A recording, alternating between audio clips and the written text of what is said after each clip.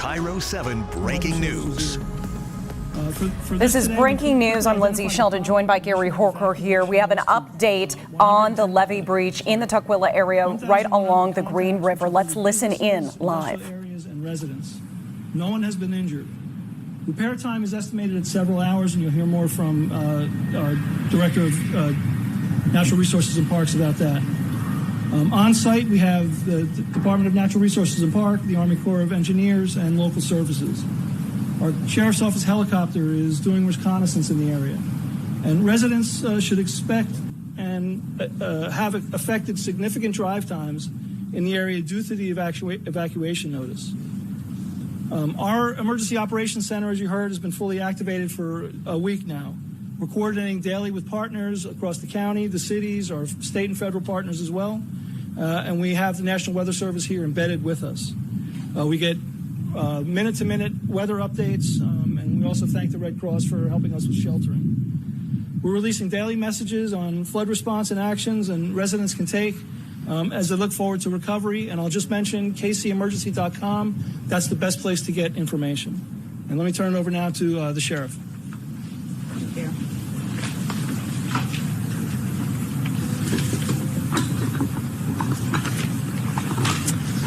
Good afternoon. I'm King County Sheriff Patty Cole-Tyndall. I want to let you know that the Sheriff's Office is currently supporting the flooding event by partnering with our local, state, and federal law enforcement partners and agencies. We are utilizing Guardian 1, that's our helicopter, for observation of the situation and scouting the rest of the river system for vulnerability. We have drones in the air to get up close to see any problem areas. The Sheriff's Office Dive Unit and SWAT team are partnered with area and regional swift water rescue teams. They are prepared to respond to life safety calls. Finally, with our heavy lift helicopters, that's Guardian 2, they're standing by for rescues, for the delivery of materials to assist in quickly filling breaches in the levee system. We will continue in a high state of readiness until the danger passes. I'll now turn it over to John Taylor, the Director of Natural Resources and Parks. Thank you, Sheriff. John Taylor, Director of the Department of Natural Resources and Parks. So this is an area that we have been watching. We were concerned about it. We did some repairs on it on Friday, and we had crews looking at it today when the breach occurred.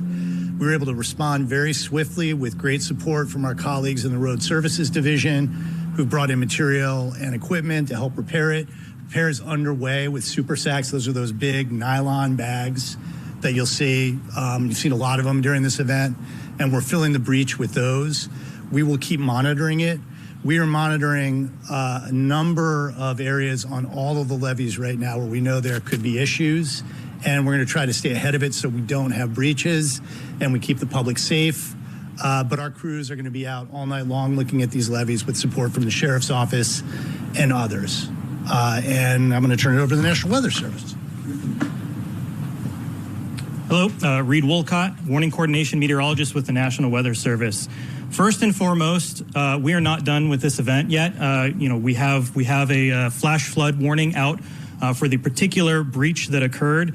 But this is just one small event. There is a regional event that has been going on for more than a week at this point, and we expect more impacts across the Pacific Northwest over the coming days. We've had multiple atmospheric river systems impact the region. Extreme amounts of rainfall have fallen in the Cascades and the headwaters of all of our river systems across Western Washington. As a result, we have embedded a number of meteorologists into EOCs up and down Western Washington. I am personally here today supporting the King County EOC. So when we first got the initial word that there was a breach occurring, we were able to rapidly coordinate a response, issue a flash flood warning shortly after we had that confirmation occur.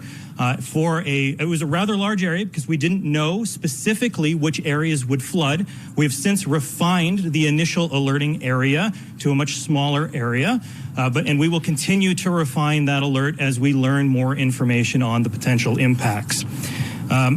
we will continue to coordinate all of the information through King County Office of Emergency Management. I do want to stress this is just one small event within a larger disaster that is still unfolding across the Pacific Northwest. There have been some significant wind gusts today. We expect that to continue on into tomorrow at times. I do want to stress that with the winds brings additional danger. We have some gusts 40 to 50 miles per hour across King County and the greater region over the next 24 to 48 hours. That does not sound like a lot for us here in the Pacific Northwest. We deal with that all the time, but our soils are not normally this saturated. We have a very high risk of trees coming down onto vehicles, onto houses across the region. So this is just, again, I really want to stress, this is one small, relatively small event in the greater disaster that is unfolding across the Pacific Northwest. And the Weather Service will be here and continue to work with our partners to make sure they have the best available information so that they can respond appropriately. Thank you. I just want to add one more point, that the communications coming from our Office of Emergency Management under the Director, Brendan McCluskey, have been exceptional. People have approached me asking where they can get the most up-to-date information, and I want to continue lifting up the website that they are continuing to update, kcemergency.com. Please go to kcemergency.com. There you will find information about this breach that we're talking about today. You'll find information about where people can find shelter. You can find information about how volunteers can help and where they can make contributions toward. Everyone has a role. We can all do our part to keep each other safe, but I just wanted to share that website again, kcemergency.com. And again, thank you to all of our first responders, all of our county officials, all of our levels of government who have been coordinating effectively on this point. And we're happy to take a few questions.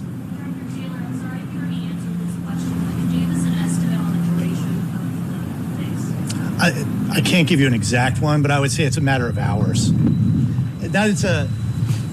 There's the wind. That's the short-term fix. We will come back after this event and do a more thorough long-term fix. And we'll probably be doing work on a number of facilities throughout the system after this event is over, when the water's lower and we can assess what damage has been. A lot of the levees have been damaged during this event and are going to need repairs when conditions allow. You said there were signs that this had been having issues as early as time? Yeah. Water was appearing on the other side of the levee. So we were seeing water coming through the levee, and we have a couple of levees where we're seeing that happening, and we're monitoring them very closely. Sometimes that's okay. Sometimes that's just part of the hydrology. Sometimes it's an indication there's something going on inside the levee that we need to keep an eye on. And I just want to really emphasize this for the public.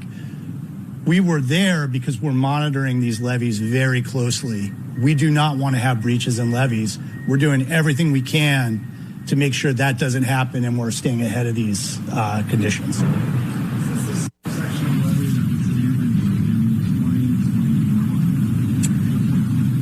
I see the Director of Water and Land Resources nodding vigorously that it was. How do you pronounce that? It's a topic of disagreement, but I say Desimone. Are there resources for vulnerable people in the area who might not have funds? I'm going to defer to my colleague with emergency management. I'd say if they can get to the website, kcemergency.com, that's where they have the best up-to-date information. I think we've also shared information with 211, so people could call 211 to get information as well. Again, we've been working with partners, including the King County Regional Homelessness Authority, to make sure the unhoused population is also taken care of in this situation. Do you have an estimate on how many folks have been evacuated so far? From this area, it was mostly industrial and commercial. I don't think there were any residential areas, but we've had evacuations in other places, and probably upwards of 500 have been evacuated. And is there a place you're specifically? I heard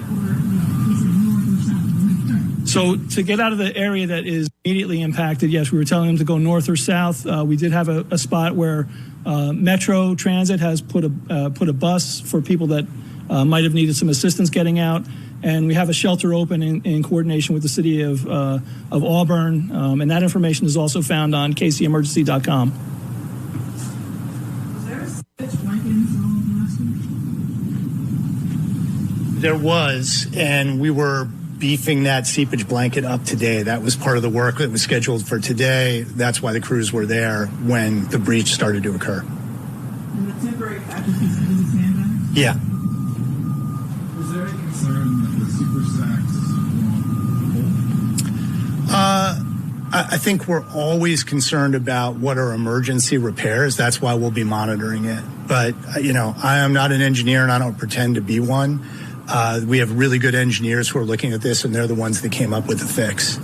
So it'll hold for now. We're just going to need to be monitoring it along with a number of other sites. You said many levees have failed. Do you know how many? No levees. This is the first breach of a levee we've had. We have areas that we're watching closely because we're seeing water coming through. I think the thing that we want folks to understand is it's not typical to have these levees have this much water behind them for this long.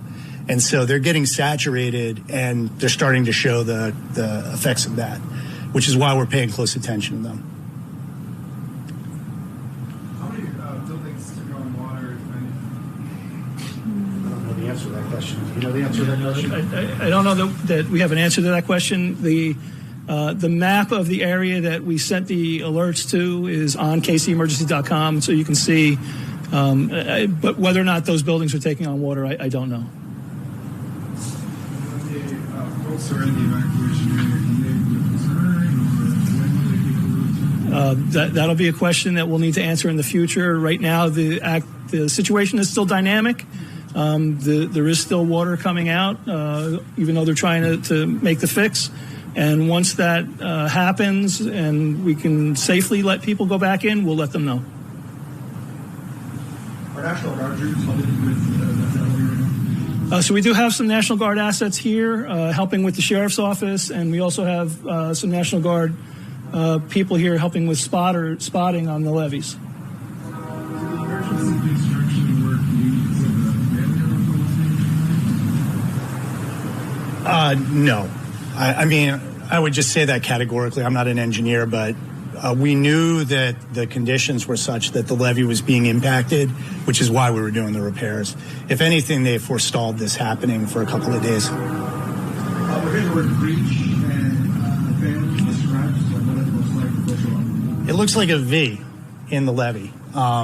It started at the bottom and kind of caved in, and it looks like a stream running through the levee. It isn't pouring through. It's not a huge amount of water. And I'm sure that if you all would like, we can make photos available to you. There's a lot of photo documentation and video documentation of it taken from drones. So we can make those available to you.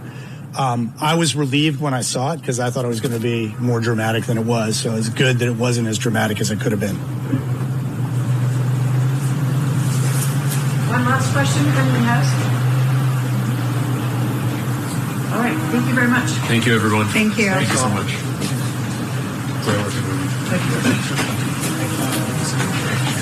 So let's go ahead and cut in right there. Some good updates, I suppose you could say, knowing that those super sacks are being brought in to do that short-term fix on the levee. Also interesting that they're saying the reason they found this break was because they've had crews out monitoring the situation. They were actually putting something on there. It was a blanket to actually reinforce that levee. Yeah. We want to take it back a step. People hear levee. Some people who don't live near rivers, might not even know what we're talking about. A levee is a man-made structure, and it's basically a wall, and they reinforce it with a lot of rock and a lot of clay and dirt. And it's supposed to be an extra protective wall to contain any kind of floodwaters when the rivers rise. Well, the rivers rose to such a level, John Taylor just explained that they got so saturated that it failed. And it failed right in front of them. So the repairs gratefully happened almost immediately. Well, and I was glad to hear his explanation, too, of just they are not used to sustaining this much water for this much time. So this wasn't the only levee that they saw damage to. Another important point that they made right there, they were just saying, as Gary mentioned, that soil is extremely saturated. This was one small event in a much larger disaster that's hitting our region right now. Multiple levees sustaining damage at this point, and it's more so what they made it sound like a matter of when, not if, for when these leaks and breaks will start to happen. Right. They were putting something down called a seepage blanket. Yeah. And so these engineers are looking, and they can do this with drones now. They can see where the troubled areas are, and when they see a weak spot, they can actually plan for it. And that's gratefully what happened here because, yes, but basically they're stopping the hemorrhage.